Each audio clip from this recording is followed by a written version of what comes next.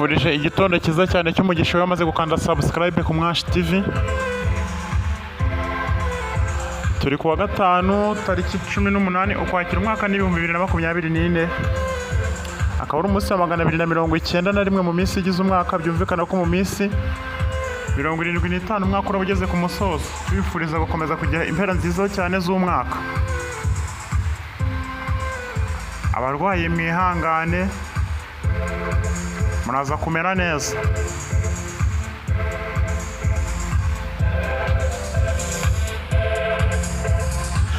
Nje rero ugusuza ndidushimira Imana Berwageni, nkaba nguhaye ikaze mu makuru azindutse avugwa muri iki gitondo.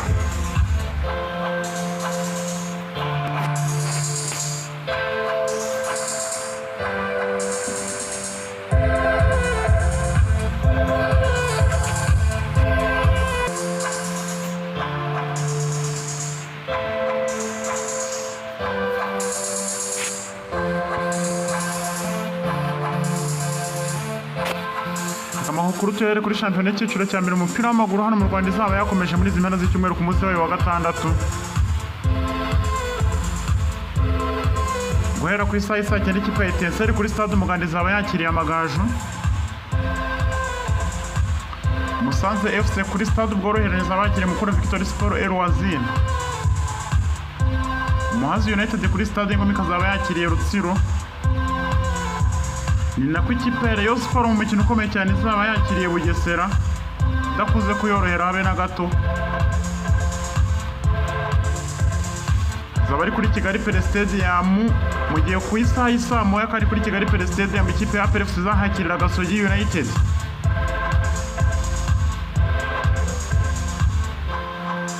Ayika bizakomeza no ku munsi wo ku cyumweru Polisi yakira Gorillaz ari ku isaha y'isa 9. Mu gihe mu wundi mukino ukomeye ikipe ya Marines idasanzwe yorohera Kiyovu Sport izaba yayakiriye ku munsi wo ku cyumweru saa 9 kuri stade Umuganda. Imikino y'umunsi wa gatandatu ikaba izasozwa ku wa mbere ikipe ya AS Kigali yakira Viziyo.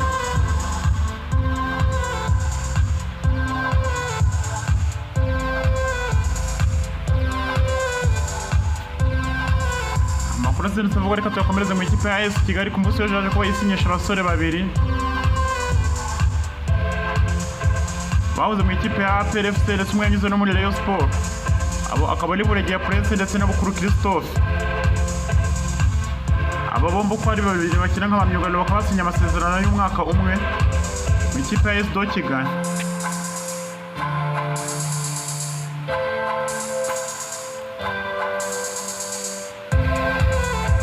Tukivuga kandi kuri shampiyona y'icyiciro cya mbere umupira w'amaguru hano mu Rwanda, umunsi w'ejo Ferwafa Rwanda Premier League Board nibwo batangaje ko bafashe icyemezo cy'uko imikino imwe n'imwe ya shampiyona izajya ikomeza kabone n'ubwo ikipe y'igihugu yaba iri mu mwiherero. Aha akaba ari ikintu cyashimishije bamwe mu bayobozi b'amakipe y'umupira w'amaguru hano mu Rwanda, kuko wasangaga bijujutira ko ikipe y'igihugu hari amakipe abatahamagamo ariko ugasanga imikino yayo irasubitswe kandi nta bakinnyi bagiye mu ikipe y'igihugu. Bikaba byazaga ku isonga mu bintu bidindiza shampiyona y'u Rwanda.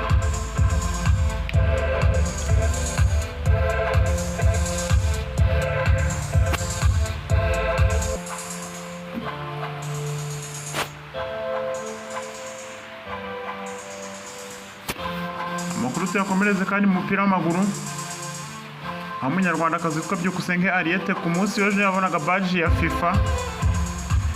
Yarasanzwe asifura mu cyiciro cya kabiri kuko noneho yemerewe gusifura mu cyiciro cya mbere cy'umupira w'amaguru hano mu Rwanda.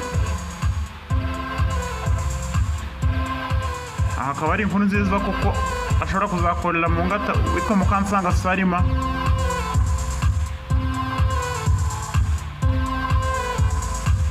Cyane ko arimo aragenda agana mu kiruhuko.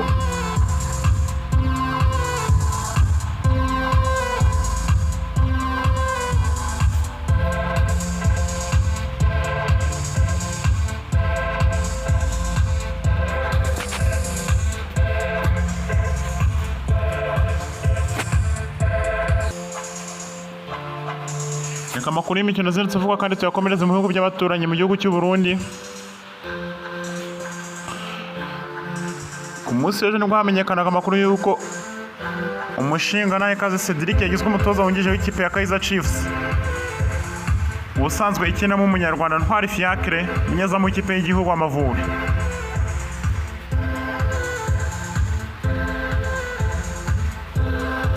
Bikaba byaraje kuba byemezwa ku munsi w'ejo, akaba akurikiye uwitwa na Seledine Nabi bigeze kubana n'ubundi mu ikipe ya Young Africans mu gihugu cya Tanzania.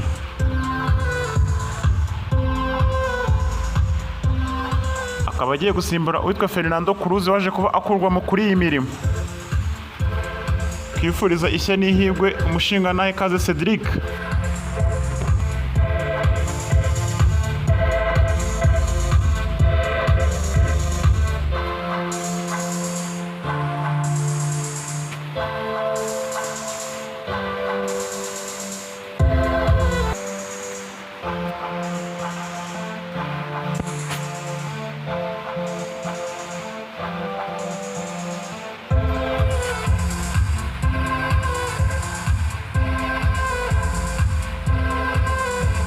Umunsi w'ejo kandi nibwo ikinyamakuru Forbes Magazine gisanzwe gikora inkuru ku bijyanye n'ubukungu n'ibikomerezwa mu isi.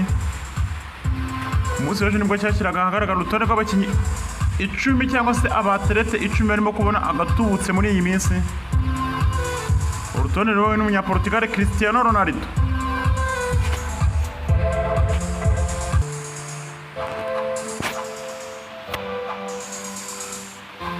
Kuri uru rutonde rurerure rw'aba sportif babona agatubutse, Cristiano Ronaldo aza ku mwanya wa mbere na miliyoni 263 z'amayero.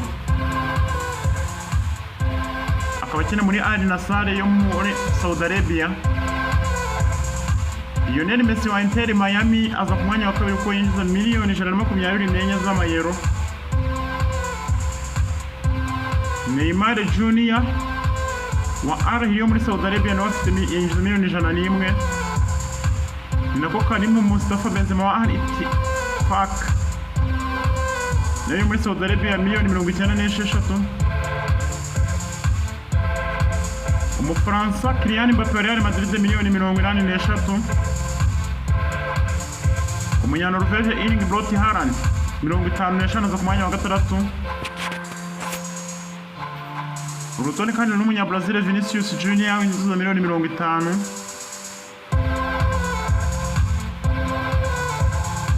Ruriho umunya-Afurika Mohamed Salah winjiza miliyoni 48. Wakera nanone umunya-Afurika kaza Sadio Mane akaba akina muri Al Nassr. Umwanya wa 10 akaza Kevin De Bruyne umubiri ukina mu ikipe ya Manchester City. Akaba ari inkuru dukesha ikinyamakuru Forbes Magazine yo ku munsi w'ejo.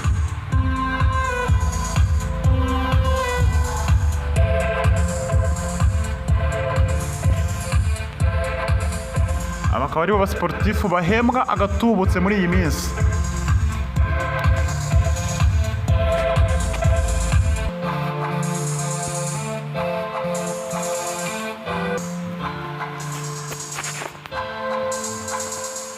Amakuru zindutse avuga ku mugani w'Uburayi za shampiyona ziraba zakomeje kuri uyu munsi, aho nk'imwe mu mikino itegerejwe kuri uyu munsi ku isaha y'isa 2:45 mu gihugu cy'Ubufaransa ikipe ya Monaco iraba yakiriye Lille.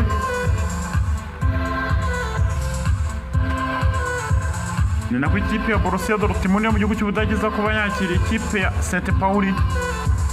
Yakaba ari mu mikino ikomeye itegerejwe kuri uyu wa gatanu.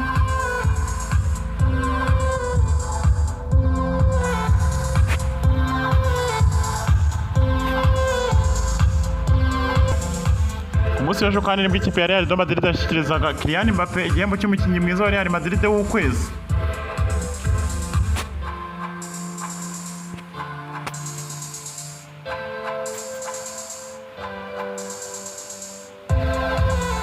Tukivuga ku nkuru zijyanye n'ibihembo kandi igitangazamakuru kimenyera mu gihugu cya Espagne kikaba ari kimwe mu bikomeye kuri iyi si cyaje kuba gishyikiriza uwitwa Lionel Messi igihembo cy'umufutubareri cyangwa se umukinnyi mwiza w'umupira w'amaguru wabayeho mu mateka y'isi.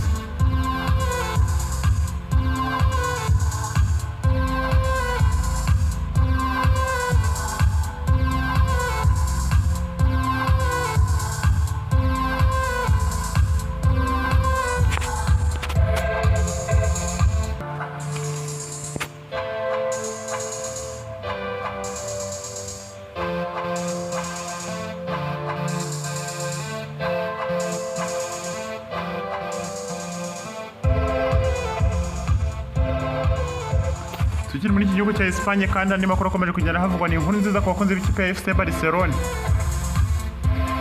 Bamwe mu bakinnyi bari bamaze iminsi mu mvune bakaba bazaba bagarutse muri ibi weekend ngo bazabakina ikipe ya Sevilla. Uwitwa Dani Olmo ku munsi w'ejo byaje kuba bitangazwa ko ameze neza, mu gihe abandi nka Firmino Lopez ndetse na Pablo Gavi igihe icyo ari cyo cyose baba bagarutse kuko no batangiye imyitozo yoroheje. Akaba ari inkuru nziza ku bakunzi b'ikipe ya FC Barcelona.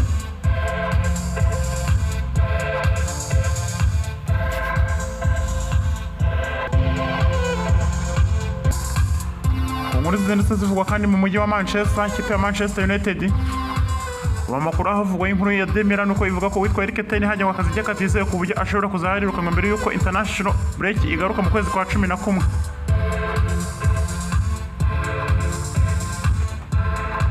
Ni mu gihe ibibazo bikomeje kuba uruhuri muri iyi kipe yahoze ari ubukombe, ako muri iyi minsi umusaruro ukaba ukomeje kwanga.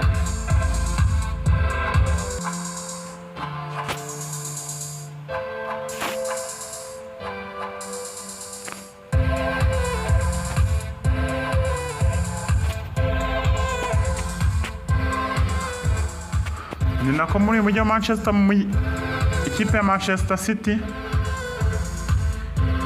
inkuru ya The Athletic iravuga ko uwitwa Xabi Alonso, uyu munya Espagne utoza ikipe ya Bayer Leverkusen mu gihugu cy'Ubudage ngo yatangiye gutekerezwaho mu gihe uwitwa Pep Guardiola aramuka agiye mu mpera z'iyi sezo, kuko bikomeje guhwihwiswa n'ibitangazamakuru bitandukanye byo ku mugabane w'Uburayi.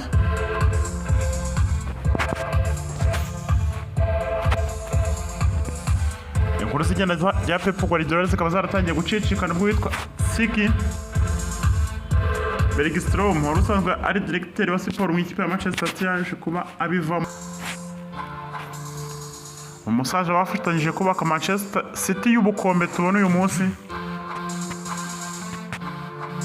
wari directeur w'umupira w'amaguru muri iyi kipe kuva mu 2016, akaba yaje gutangaza ko atazaba hari umwaka utaha. Impuha zikaba zikomeje guhuzwa ko n'uwitwa Pep Guardiola ashobora guhita afatira akigendera.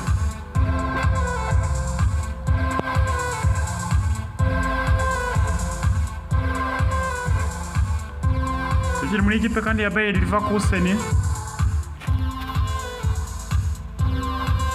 umuyobozi wayo witwa Fernando Caro ku munsi w'ejo yaganiriye n'ikinyamakuru BD cyandikirwa mu gihugu cy'Ubudage, abazwa ku mpuha zerekeza uwitwa Florian Wirtz mu ikipe ya Manchester City.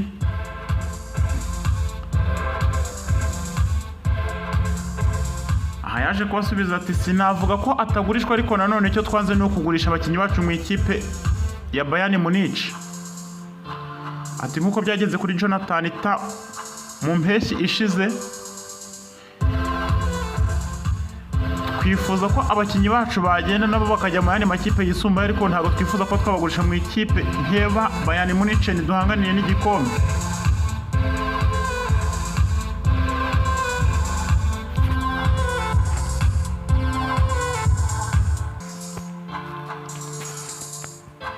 Muri ikipe ya Manchester City kandi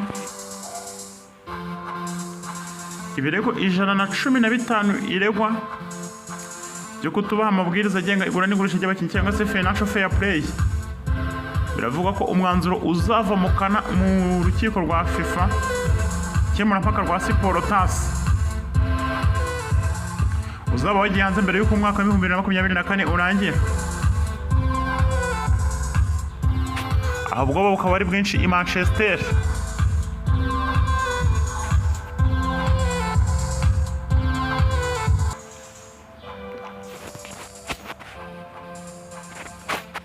Muzini nkuru ziriho zicacara kandi ku munsi w'ejo harimo inkuru y'akababaro, umukinnyi w'ikipe y'igihugu Palestine ndetse akaba n'umukinnyi wa Al Ittihad Imadi Abdou Tima mu rukera rw'ejo akaba yaraguye mu gitero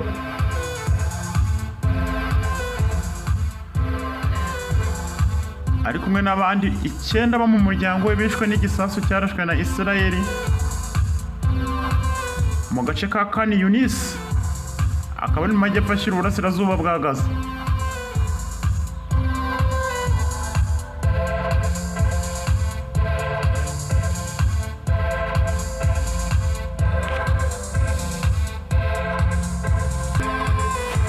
nk'uko dusanzwe tubimenyereye ibiganiro byacu tubisoreza ku byaranze uyu munsi mu mateka ya siporo.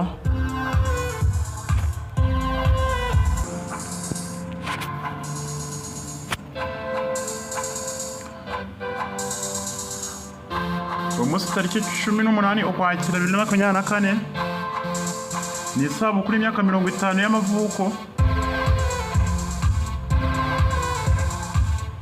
y'uwitwa Robbie Savage, akaba ari umunyawelizi wamamaye mu makipe nka Leicester City yo mu Bwongereza, Blackburn Rovers ndetse n'itwa Zereham.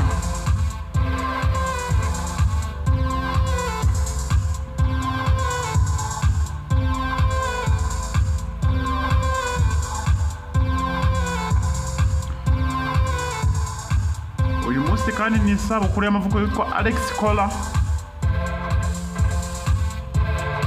akaba ari umunyamerika wamamaye mu mikino ya baseball mu makipe nka Los Angeles Dodgers, Boston Red Sox. akaba yaraje kuba umukinnyi wabigize umwuga mu mwaka w'1998 kugeza mu 2011 ndetse akaza no kuba umutoza wa Boston Red Sox mu mwaka w'2018 akageza mu mwaka w'2021. yavukiye i Caguas rero muri Puerto Rico, ari ku munsi nk'uyu mu 1975, byumvikana ko yuje imyaka 49.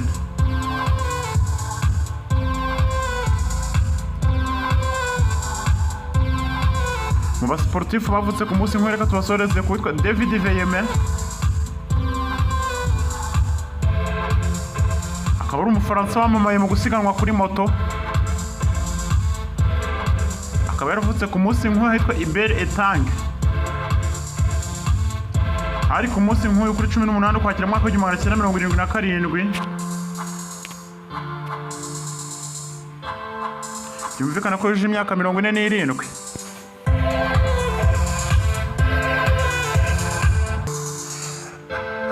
tubabwira wowe utarakora share ku biganiro byacu gukora share ndetse ugakanda no kunzogera notification kugira ngo ujye ubasha kubibona buri uko tubishyizeho.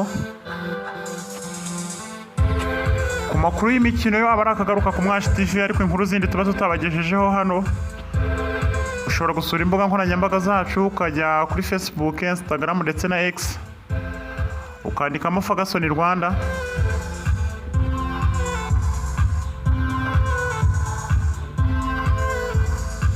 ndetse na Dushimirimana Benoit Gering.